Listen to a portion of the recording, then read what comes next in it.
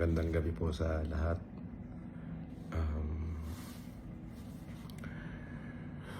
Kalalaya ko lang po pansamantala. Maraming salamat po doon sa mga taong nagmalasakit at tumulong sa akin. Maraming salamat po doon sa mga taong patuloy pong sumusuporta sa akin. Maraming salamat po sa inyo.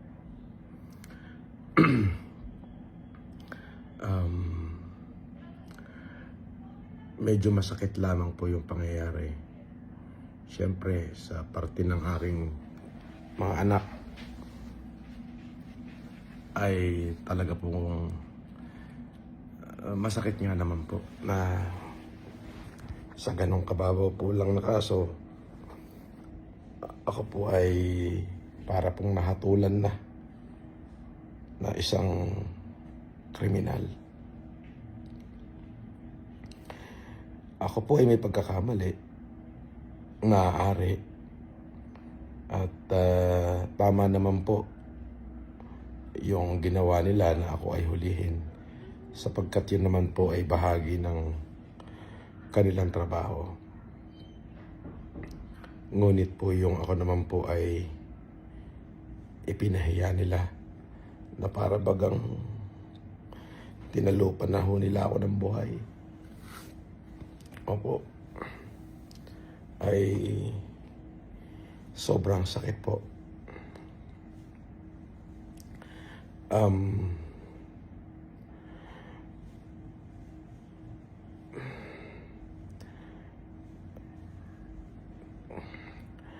Para ho doon sa mga kapulisan, hindi na po ako magkakaso sa inyo. Pinagpapasa Diyos ko na lang ho. Maaaring kayo po ay sumusunod lamang. At dun sa PNP, kung ako po ay nakagawa ng pagkakamali dahil po dyan sa kumalat na litrato ng pagsusuot ng kung saan ako po ay nakasuot ng police uniform, humingi rin ho ako ng kapatawaran sa inyo kung sa tingin nyo po ay kalabisan at kawalang paggalang yung aking nagawa.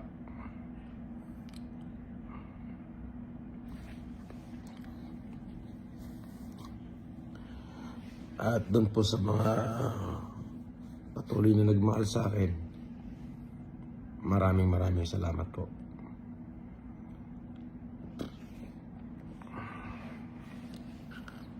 At humihingi ho ako ng tawad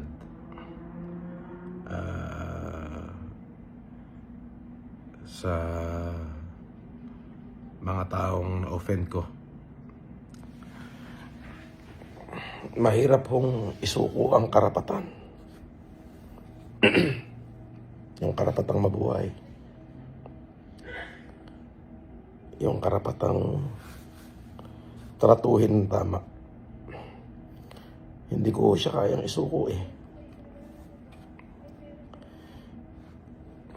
Salamat din ho dun sa nagsimpatya sa akin. Maraming salamat po.